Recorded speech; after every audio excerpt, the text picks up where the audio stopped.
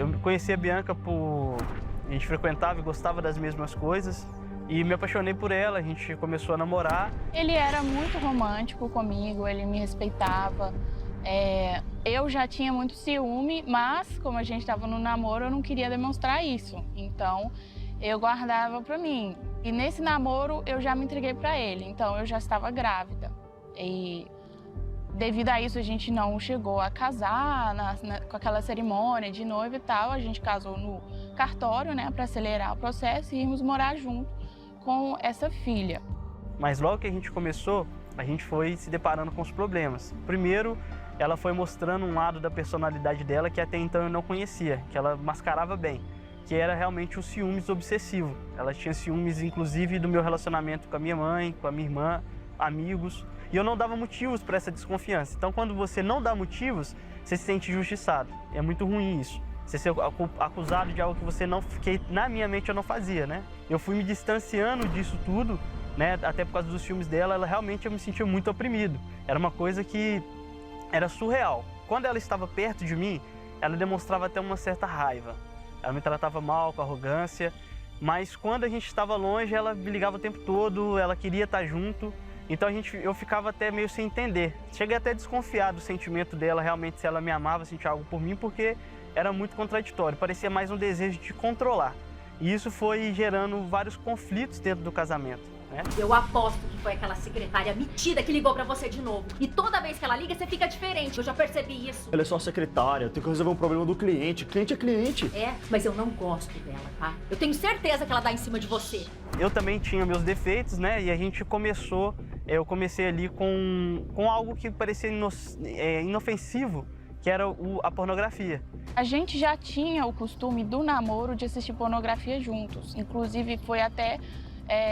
era combinado entre a gente assistia como uma forma assim de apimentar, a gente achava que era algo que ia ser bom pra gente. Eu já tinha tido contato com a pornografia na minha adolescência e justamente por isso veio pro nosso casamento como se fosse algo natural, algo normal. Ela também veio por ideias, né, de que isso apimentaria a relação, isso ajudaria, daria mais estímulo, né, para a relação, melhoraria a relação. Então ela começou, nós começamos, né, eu comecei a ter contato com esse mundo, desse lado pornográfico, realmente com essa intenção de trazer um benefício para o relacionamento. A gente não sabia a armadilha que estava escondido nisso. Era como se fosse uma forma de eu mostrar para ele que comigo ele tinha liberdade e meio que segurar ali, porque eu tinha esse medo dele me trair, dele procurar coisas além do casamento. Aquilo ali começou a despertar, né, a aflorar mais ainda aquele ciúme dentro de mim, a insegurança. E aí eu já não queria mais, mas ele já tinha inveterado ali naquilo e ele estava já viciado nisso mesmo. Eu não via como uma infidelidade, eu sabia que não era aquela coisa assim, para a sociedade muito bonitinho, mas todo mundo fazia. Então todo mundo faz, é normal, e não via que era algo realmente prejudicial.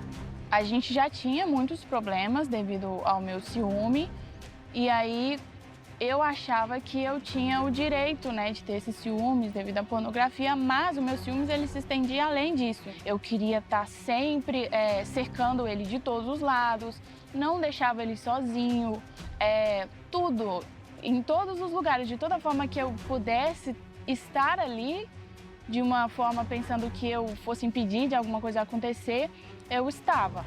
Então isso foi trazendo uma opressão muito grande para ele, né? E eu lembro que às vezes eu pegava o celular dele, via algumas coisas e chegava ao ponto de a gente ficar assim 4 horas discutindo pelo mesmo assunto, eu chorando muito e ele falando que eu era louca e tudo mais. E isso foi desgastando o nosso relacionamento. Então, juntando esses ciúmes, a obsessão dela e o comportamento dela também, que era um comportamento inaceitável até no relacionamento, você não espera de alguém que fala que te ama um comportamento como ela tinha, né? De ser fria, grossa, arrogante. Então, isso foi acarretando muitos problemas e eu me achava muito certo, muito justo. Então, eu achava que eu era muito bom no relacionamento, até porque eu me doava, realmente eu fazia por onde, né? E não tinha um retorno ali, eu não me sentia como posso falar assim, não sentia que ela se esforçava o suficiente. Inclusive aquilo que a gente achou que traria um benefício para o nosso relacionamento, estava afundando cada vez mais, né? Através da desconfiança, através desses sentimentos também que trazia logo em seguida. E isso piorava porque eu cheguei a procurar livros de autoajuda, estudar sobre inteligência emocional, fazer tratamento com psicóloga e nada disso adiantava sobre essa minha insegurança. Então ele já estava perdendo a fé em mim, que eu poderia ser uma pessoa diferente. Eu realmente tentava, mas não conseguia. Você acha que aquele comportamento do que você vê na pornografia é o normal, né? Então, vindo já tendo um histórico ali de infidelidade no relacionamento, e você começa a desvalorizar principalmente as mulheres. Você começa a ver elas como um objeto, algo que você usa, simplesmente usa. A gente vinha de uma semana onde a gente já estava tendo muitas brigas, muitos desentendimentos, e eu vi que ele desistiu. Ele desistiu e ali aquele restante de amor, de consideração que ele tinha no casamento, de querer continuar, ele perdeu e ele decidiu ir embora de casa. Saí de casa, eu deixei ela na nossa casa, a gente morava de aluguel, eu deixei lá com a estrutura, né, toda ela para ela, e fui para esse apartamento. E aí eu lembro que eu cheguei e não tinha luz no teto, não tinha nada no apartamento, ainda estava terminando a reforma. E ali, naquele momento, eu me senti o homem mais derrotado do mundo. Ali, eu fiquei sem chão, sem esperanças, porque, como eu disse várias vezes, eu já tinha tentado, já tinha tido chances da parte dele para tentar mudar. E naquele dia eu vi que não tinha mais jeito, que não ia ter, ele não ia voltar atrás. Eu vi que o amor dele, por mim, tinha acabado. E aí, ali eu vi que não tinha outro jeito de eu passar por aquela situação. Como eu realmente entendi que ele não ia voltar, então eu quis procurar um lugar onde eu pudesse cuidar de mim, para que eu tivesse estrutura para passar por aquilo. Eu tinha uma esperança também de lutar pelo meu casamento, para que ele fosse restituído. Mas mais do que isso, eu queria cuidar de mim. Eu já tinha ouvido falar das palestras da terapia do amor e, no fundo, eu sabia que ali tinha uma ajuda que realmente poderia resolver meu problema. E logo no começo, nos primeiros dias, aquela angústia e aquela sensação de que a minha vida tinha acabado, que não poderia superar aquilo, acabou. Ali eu vi que eu poderia seguir em frente, porque eu entendi que eu tinha valor, né? Eu valorizava muito ele e eu não conseguia enxergar o valor em mim. E ela me deixou de lado, eu já senti uma diferença nisso. Ela começou a mudar o jeito dela totalmente, ela mudou totalmente o jeito dela de me tratar. Né? Eu já tinha mudado o papel, eu que estava ali sendo até grosso com ela, me achava muito justo, né? Muito correto. E não queria dar o braço a torcer de jeito nenhum. E ela estava sendo paciente, já não era tão ciumenta, obsessiva. E eu senti confiança nela, e isso chamou muito a minha atenção mesmo. Nesse momento ele me ligou e falou: olha, eu quero conversar com você. E ele me surpreendeu falando isso. Ele disse: olha, eu pensei bem, eu quero reatar. Eu tô vendo que você tá diferente dessa vez. Então eu aceitei reatar com ele. E começamos, né, novamente ali.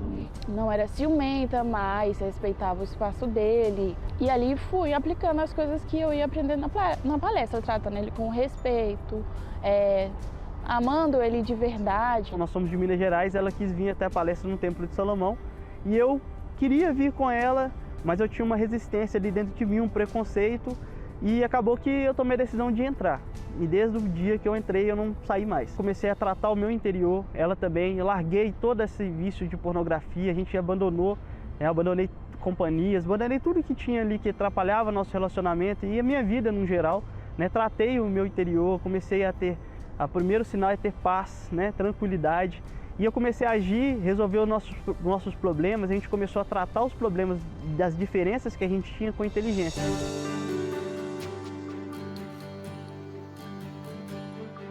Eu Eu entendi que aqueles ciúmes que eu tinha era porque eu estava ferida. E então, quando eu consegui me curar por dentro, aquilo ali foi embora, os ciúmes também foi embora junto. Hoje a gente se respeita, a gente tem uma parceria um com o outro, cada um entende o seu papel dentro do casamento. E uma coisa que mudou também foi aquela mania que tanto eu quanto ele tínhamos de querer impor o nosso jeito sobre o outro. Então hoje eu entendo ele, o jeito dele, respeito ele, assim como ele também me respeita e entende o meu jeito. E assim a gente consegue andar lado a lado. Hoje eu tenho um casamento de verdade. Cada um aprendeu o seu papel, eu aprendi meu papel como homem, como marido, ela como mulher e esposa. A gente trabalha junto, então nós ficamos 24 horas por dia junto, a gente faz tudo literalmente junto e mesmo assim a gente ainda tem saudade do outro, tem prazer de estar junto, prazer da companhia. E eu entendi que não existe a necessidade da pornografia ou outros tipos, né, de coisas sexuais dentro do relacionamento para apimentar a relação, mas que a própria convivência e o respeito entre os dois é que vai gerar essa química entre o casal, que vai gerar essa vontade de estar junto dos dois. Hoje a gente se ama verdadeiramente. Antes eu achava que eu amava ele, que aquela obsessão era amor, mas hoje eu entendo que não. Era um casamento infeliz com momentos de alegria. Hoje a gente tem um casamento feliz.